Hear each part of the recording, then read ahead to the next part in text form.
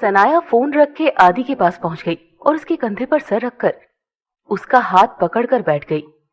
आदित्य बिना कोई प्रतिक्रिया दिए वैसे ही बैठा रहा। क्या बात है, बहुत डिस्टर्ब लग रहे हो? सनाया ने आदित्य की तरफ देखते हुए कहा तो आदित्य दुखी स्वर में बोला, कुछ चीजें हैं जिन्हें लेकर कोई डिसीजन नहीं ले पा रहा हूं।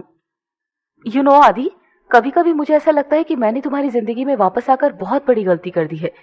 कितने खुश थे तुम अपनी जिंदगी में और मैंने आकर सब बर्बाद कर दिया। मैं बहुत सेल्फिश हो गई ना आदि, मैंने अपनी खुशियों के लिए तुम्हारी खुशियां उजाड़ दी ना। ये कहते हुए सनाया ने झूठे आंसू बहाना शुरू कर दिए। उसके आंसू को देखकर आदित्य एक बार फिर से उलझने लगा और उसके आंसू पूछते हुए बोला, ऐसा नहीं है सनाया, ये प्रॉब्लम तुम्हारी वजह से नहीं हो रही है। ये प्रॉब्लम उन हालातों की वजह से हो रही है जो तुम बना कर गई थी। अगर वो हालात नहीं होते तो शायद सबको तुम पर और तुम्हारी सच्चाई पे यकीन होता, पर वो हालात ही कुछ ऐसे थे कि कोई भी तुम पर यकीन नहीं कर पा रहा है और इसीलिए कोई मेरा साथ नहीं दे रहा। प्रॉब्लम तुम नहीं हो सनाया, प्रॉब्लम ये है कि मैं किसी को तुम्हारी सच्चाई पर यकीन नहीं दिला पा रहा हूं। पर वो हालात मैंने तो नहीं बनाए थे ना आदि, मैं तो तुमसे प्यार करती थी। पर फिर भी अगर तुम्हें ऐसा लगता है कि मेरी वजह से तुम्हें कोई तकलीफ हो रही है तो मैं चली जाऊंगी तुम्हारी जिंदगी से, हमेशा हमेशा के लिए। सनाया ने अपने शब्दों के जाल में आदित्य को एक बार और फंसा लिया। उसकी बातें सुनकर आदित्य ने उसे गले से लगा लिया और प्यार से उसका सर सहलाते हुए बोला, ऐसा कुछ नहीं है सनाया, प्लीज तुम रोना बंद करो और तुम इन सब के बारे में मत सोचो। मैं हूं ना, मैं कोई ना कोई रास्ता निकाल लूंगा। आई लव यू आदि, I can't live without you. अगर अब मैं तुमसे दूर हुई ना तो जी नहीं पाऊंगी। सनाया ने घड़ियाली आंसू बहाकर कहा तो आदित्य उसे तसल्ली देते हुए बोला, ऐसा कुछ नहीं होगा, प्लीज तुम ऐसी बातें मत करो, मैं सब संभाल लूंगा, सब ठीक कर दूंगा।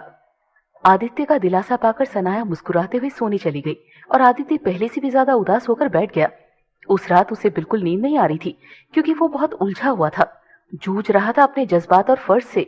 नींद तो कुणाल, कृति और आरोही को भी नहीं आ रही थी क्योंकि इन तीनों के लिए भी कल की सुबह कुछ कभी ना भूलने वाली यादें लेकर आने वाली थी।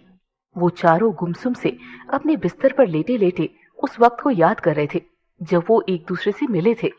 जैसे तैसे रात कट गई और सुबह के 8 बज गए। देर तक जागने की वजह से कुणाल अभी तक सोया हुआ था। तभी किसी के कॉल ने उसकी नींद खराब कर दी। कुणाल ने नींद में ही फोन उठाया। आरोही थी।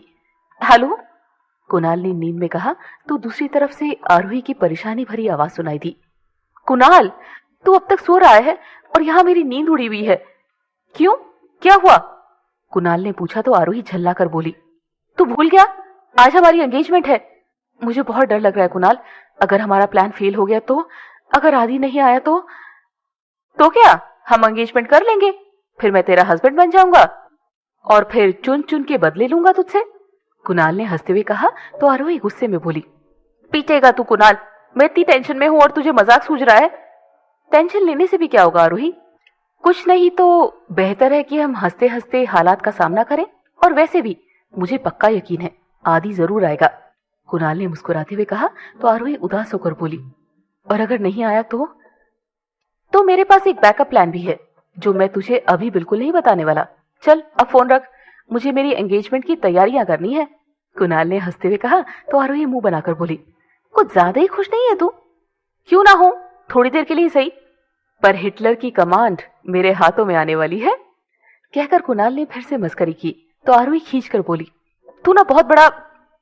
अभी आरोही इतना कह पाई थी कि कुणाल फिर से बोल पड़ा, नो बेबी, अपने होने वाले पति को गाली नहीं देते, बैड मैनर्स होते हैं। मर जाके तू, पागल कहीं का। ये कहते हुए आरोही ने गुस्से में फोन रख दिया और कुणाल मन ही मन सोचने लगा, मैं जानता हूं इस वक्त तुझ पर क्या बीत रही है, पर मैं उदास होकर तेरी टेंशन और नहीं बढ़ा सकता। मैंने तुझे वादा किया है कि मैं सब कुछ ठीक कर दूंगा और मैं अपना वादा निभा कर ही रहूंगा। दूसरी तरफ कृति ने भी आदित्य को फोन लगा दिया और रोते हुए बोली, तुझे पता है ना कि आज आरोही और कुणाल की एंगेजमेंट है। कल रात से इस ख्याल ने मेरी जान ले रखी है और तू पूछ रही है कि मुझे पता है। ये सोचकर आदित्य बस इतना ही कह पाया, मेरी आखिरी उम्मीद सिर्फ तू है आदि, प्लीज एंगेजमेंट को होने से रोक ले, मैं कुणाल की बिना नहीं जी पाऊंगी। ये कहते हुए कृति फूट फूट कर रोने लगी और आदित्य बहुत बेबस महसूस करने लगा। तू चिंता मत कर, मैं कुछ करता हूं, कुणाल सिर्फ तेरा है और मैं उसे किसी और का नहीं होने दूंगा।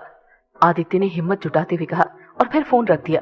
पीछे खड़ी सनाया ने ये सब सुन लिया और वो मन ही मन सोचने लगी, मुझे पता था आदि कि कृति के लिए तुम किसी भी हद तक चले जाओगे, इसीलिए उसका इंतजाम मैंने पहले से कर रखा है। सनाया झूठे आंसू बहाते हुए आदित्य से आकर लिपट गई और फूट फूट कर रोने लगी। क्या हुआ सनाया, तुम ऐसे क्यों रो रही हो? आदित्य ने परेशान होकर पूछा तो सनाया रोते हुए बोली, मुझे बचा लो आदि, प्लीज, मैं तुमसे दूर नहीं जाना चाहती, मैं जेल नहीं जाना चाहती।